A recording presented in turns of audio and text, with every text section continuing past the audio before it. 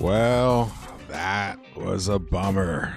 Bummer down in Texas for the New York Knicks. Hello and welcome into the Knicks-Verse. My name is George, and if this is your first time here, or you've been here before but have not subscribed yet, please do so, along with hitting that thumbs up button for me and dropping your comments. Definitely want to hear your thoughts and feelings about this game or anything Knicks related. And I would appreciate if you shared this video for me.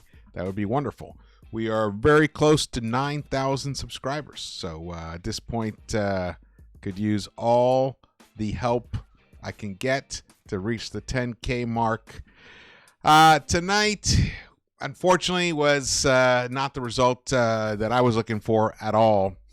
And you can see it pretty early on. The Houston Rockets, their physicality, the refs. I will say the refs did let the Rockets get away with more than the Knicks. But you know what?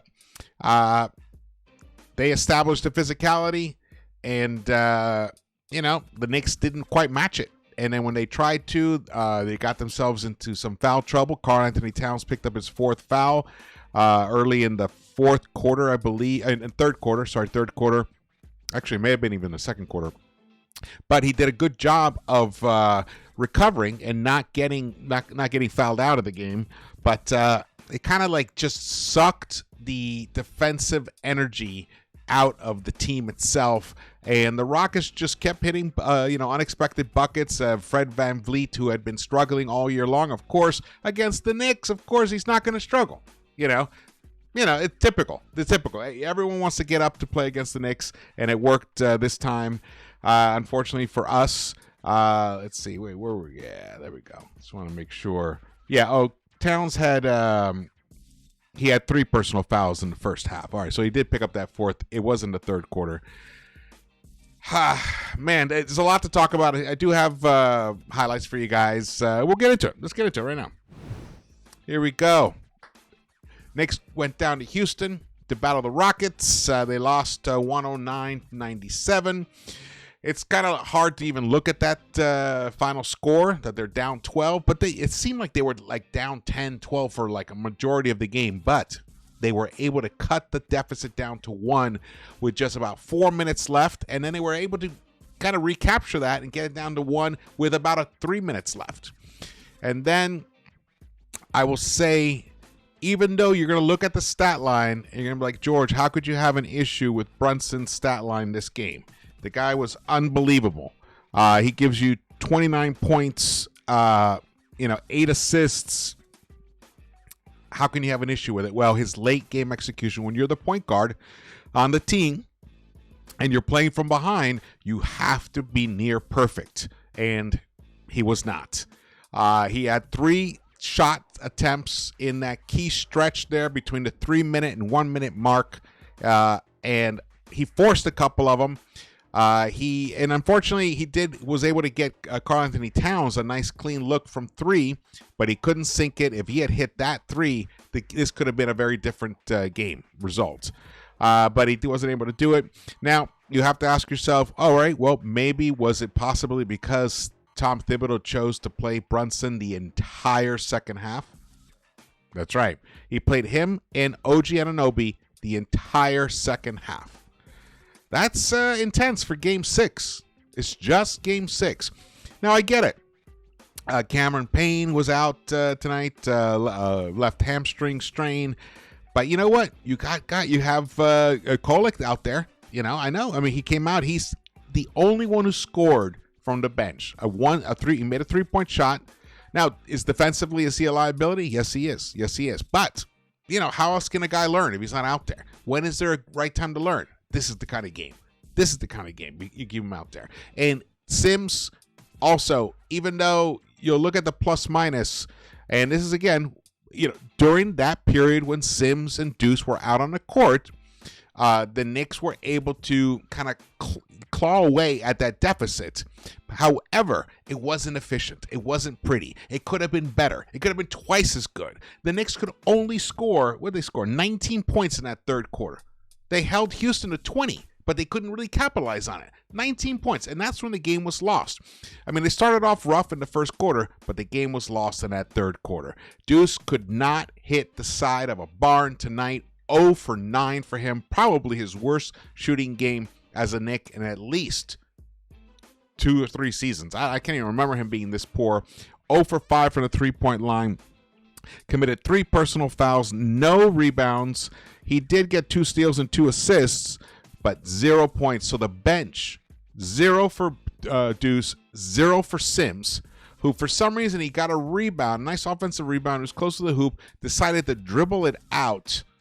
And instead of like turning into the paint towards the hoop, putting pressure on the defense, maybe he forces Şengün, whoever's out there, to foul him. Maybe he, get another foul on these guys. Do something. Be physical with them. And maybe, who knows, maybe you get lucky and the ball actually goes through the hoop and then you get an and one. I know he can't shoot his free throws, but come on. No. Instead, he brings it out. I just don't understand. I don't really understand what Jericho Sims is doing right now. He seems lost to me.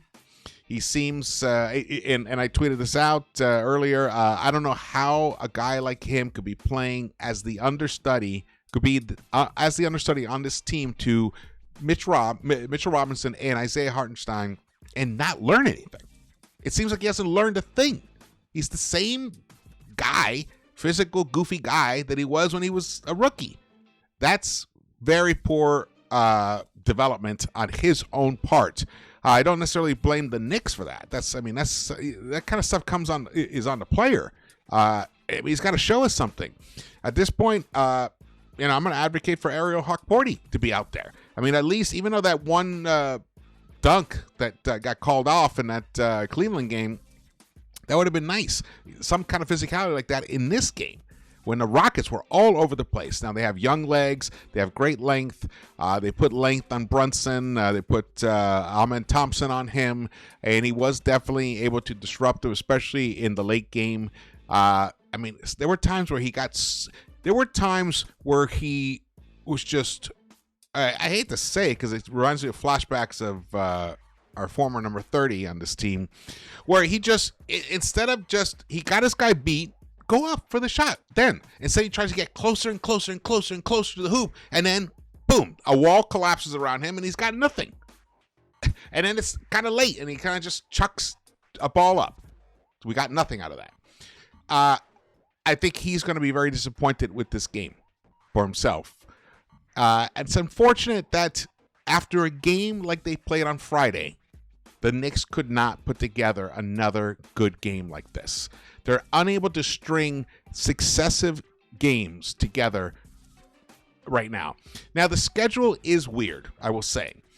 I don't know why they're playing like Monday, Wednesday, Fridays, and then they get the whole weekend off. And then now they play Monday again. Well, we've been shit on Mondays. So, again, we're back to the square one here. Again, am I worried? I'm not worried, really, in the long run, because I know that eventually Precious Achiuwa is going to come back. Eventually, we signed Matt Ryan today. It's not official, but he will sign some form of a contract. Ariel Hawk-Porty's contract is being converted, so he'll be here for the rest of the season. He may end up going to Westchester. Who knows what will happen, but at least for now, because the Knicks had to sign 14 players by tomorrow. I think by tomorrow, I don't know what the deadline is. You can only go with 12 players for 14 days straight. So you're going to bring reinforcements in, and then we're going to get Mitchell Robinson back at some point. We're going to get some of that physicality. We could have used that in this game for sure, because the Rockets destroyed us in the paint. Destroyed us. I think it was like 60-30 something. It was insane. Let's go to the highlights while I talk about all this stuff here. All right. The game got off to a sloppy start for the Knicks. Look at this. Look at Şengün was just a beast tonight. In his 33 and a half minutes, he was 11 of 15. Did not make a three-point shot of his 3 attempts. Picked up 14 rebounds, 25 points and 14 rebounds for him. So he outplayed Karl-Anthony Towns tonight, who gave us 17 points but 19 rebounds, which was nice. But did commit 3 turnovers. But only 2 3-point shot attempts. The Knicks only attempted 28 threes as a team.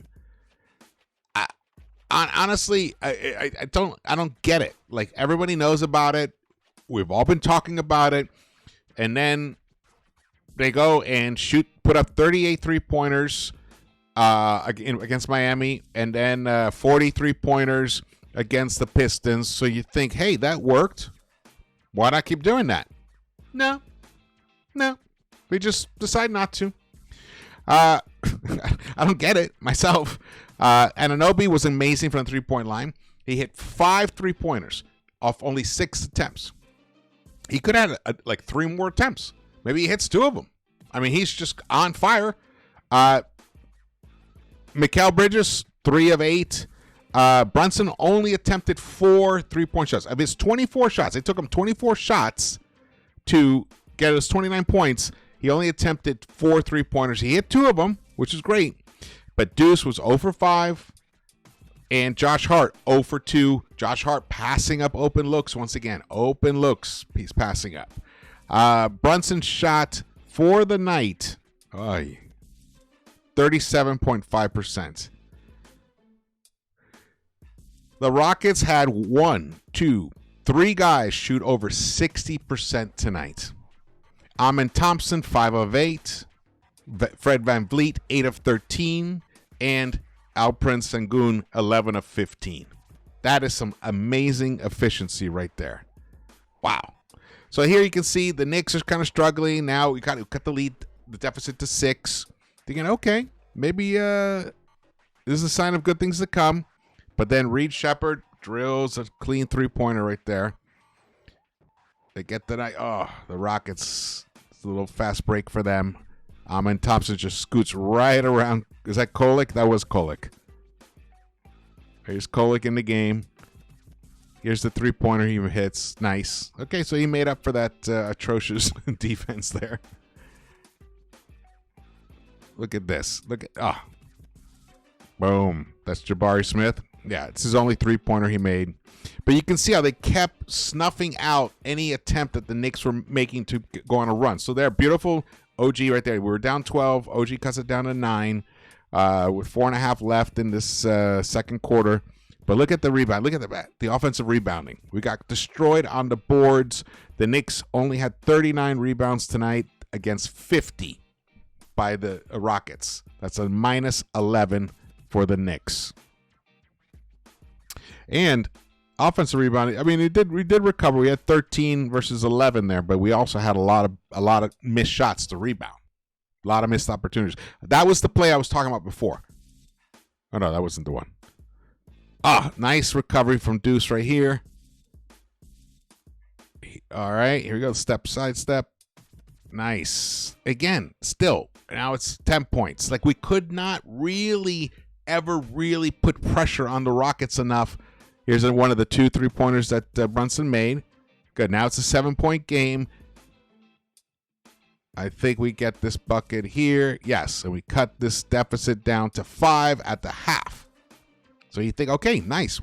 We cut it to 5 at the half after struggling, being down almost 12, 14 points. You think, okay, we're going to carry that momentum into the third quarter? No, not at all. It was the Rockets who actually kept keeping us at bay. Look at this. Look at that physicality by Sengun. Now, Towns was compromised there with foul trouble.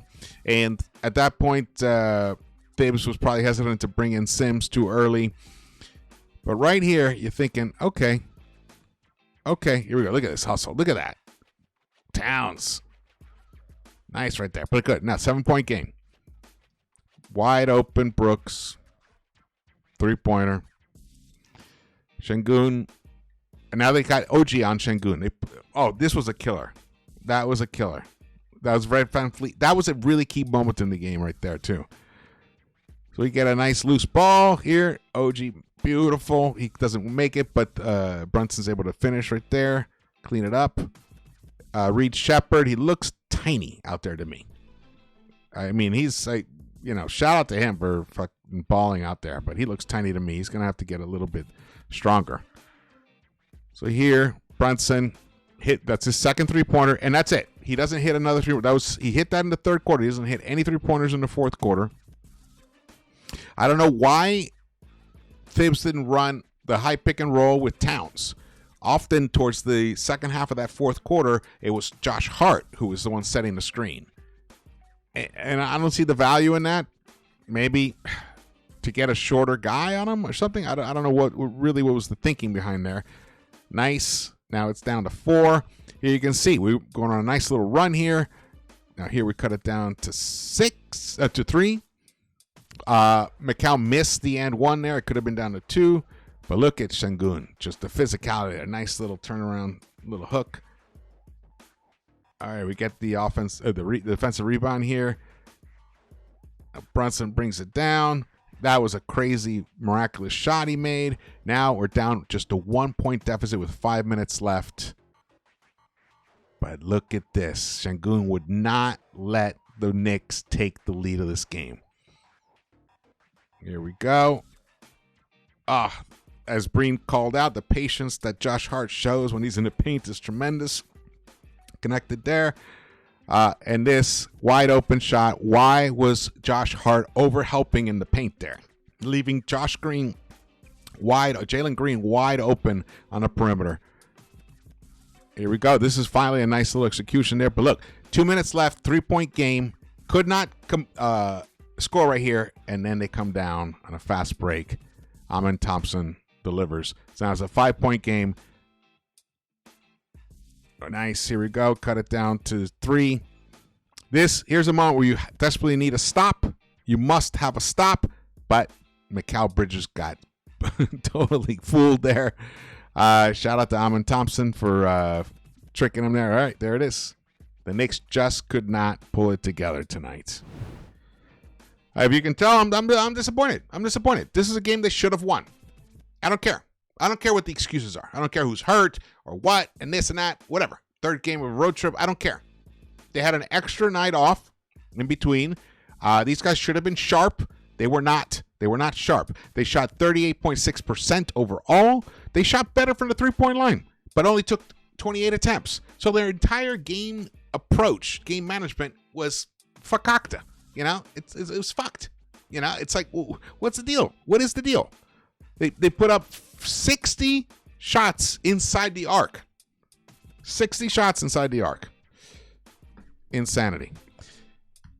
Here, I can show you the stats. Mikal Bridges finished with 15 points in his 40 minutes. Anunoby played 40 minutes with 21 points for him and 6 rebounds, 2 assists.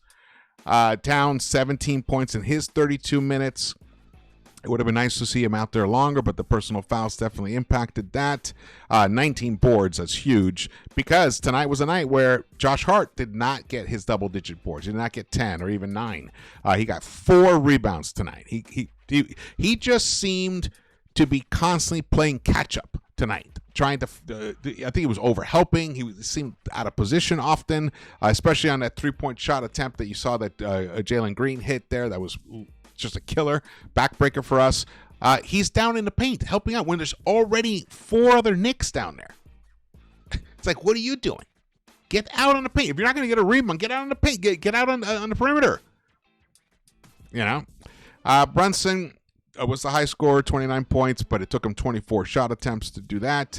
He did pick up 8 assists, which is nice. Josh Hart picked up 7 assists, which is nice. But that's pretty much it. Only 2 assists for Anunoby, no assists for Towns or Bridges, 2 assists for McBride, but the Knicks finished with just 20 assists on a night where this is the game following where they had 31 assists and 30 assists the previous game. They were finally sharing the ball, moving the ball. All that came cratering down. And you got to shout out to Houston. Their defensive intensity kind of like pushed the Knicks into that direction. So now the Knicks are 3-3. We're back to a 500 team. This should not be a 500 team. We should be 4-2 at least right now. At least 4-2. Could easily be 5-1. Could easily be 5-1. Let me tell you, Deuce connects on a few buckets like that tonight. This could be a different game. Let's say he hits 2 of those 3-pointers. It's a great momentum swing. And maybe you don't play Brunson the whole fourth quarter, the whole second half, because Deuce is actually giving you some productivity. Or maybe you bring in Kolek. Let him, try and make something happen. But no. This is where these are the tough Thibs games for us. Because we see what he's doing, and when it doesn't work, it's really painful because then you look at the box score, you're like, oh yeah, these guys were exhausted. No wonder they couldn't execute well in the fourth quarter against the young legs of the Houston Rockets.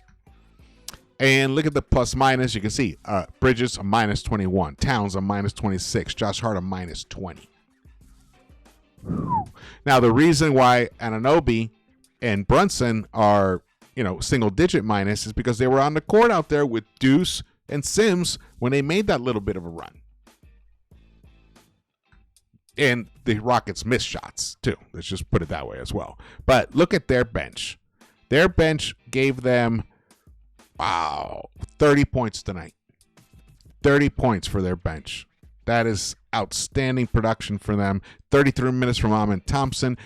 Terry Easton, who I've always liked him as a player, 25 minutes for him, 7 points, 5 rebounds. Look at 9 rebounds for Thompson, 5 rebounds for Stephen Smith, 2 rebounds for Reed. Even Reed Shepherd had 2 rebounds. Even he had 2 rebounds.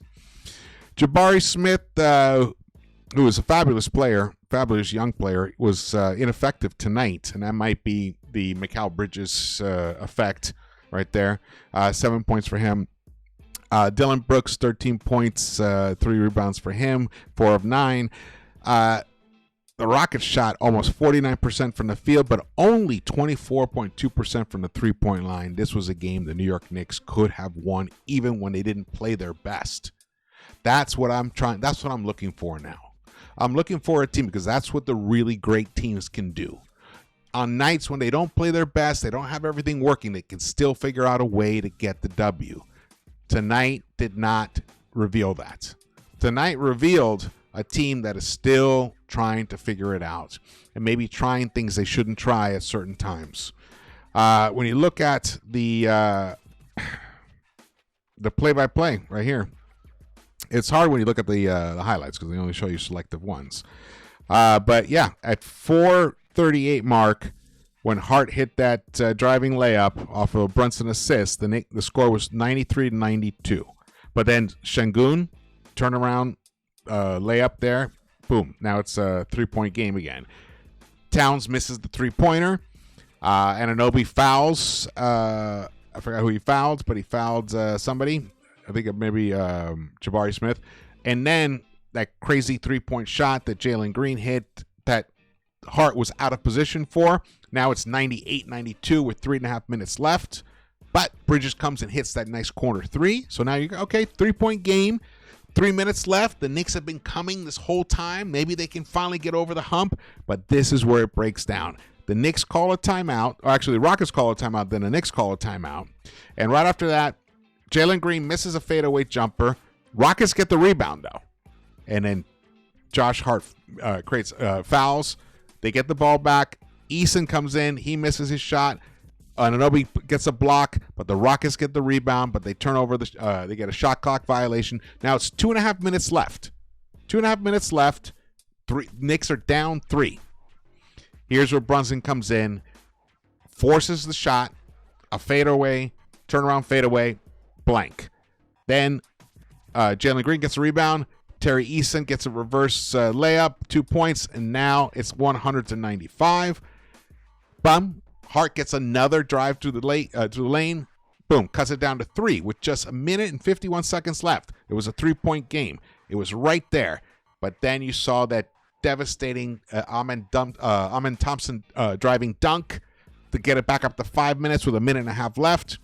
And here is where Brunson misses a pull-up 3-point shot. 1:21 left. I don't think it was a great attempt.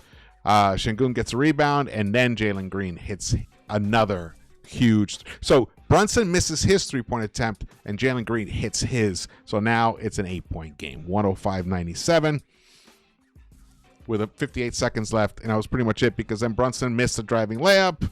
Hart created a foul. Thompson hit his 2 free throws. Now it's a 10-point game, and the game is over. So that is poor late game execution, and that is something that I think, I'll say this. To shout out to Dante DiVincenzo, he was fantastic for us in these moments because he was able to, because he had that confidence in him. He was willing to take the big shot. And he would just sit there, plant, boom, get up in the air, let it fly, and let it fly right through the net. Beautifully done. So that we're missing that. Deuce has been giving us that of most of this season, except for tonight. So do I expect this to continue happening? I do not. I believe we're going to recover. We play Atlanta next. I think that's on Wednesday. I could see these Knicks coming out with a tremendous fire in their bellies. I could see them actually destroying the Atlanta Hawks on Wednesday night. That's my expectation. Let's put it that way. Here you go. You can see the team stats. I mentioned the rebounding deficit, minus 11 for the Knicks there, even though we did out-rebound them on the offensive glass, but down points in the paint. We were a minus 24 right there. 24, 62 to 38, and really that was the difference in the game. All right. Well, thank you so much for watching this. Again, my name is George. Please follow me on Twitter. Subscribe to the channel if you haven't yet. And if you've been here before, please subscribe. And also turn on notification bell so you are alerted when I actually drop a video or go live, which I will begin going live again soon. And hit that thumbs up button for me. Drop your comments. I want to hear your thoughts and feelings about this game.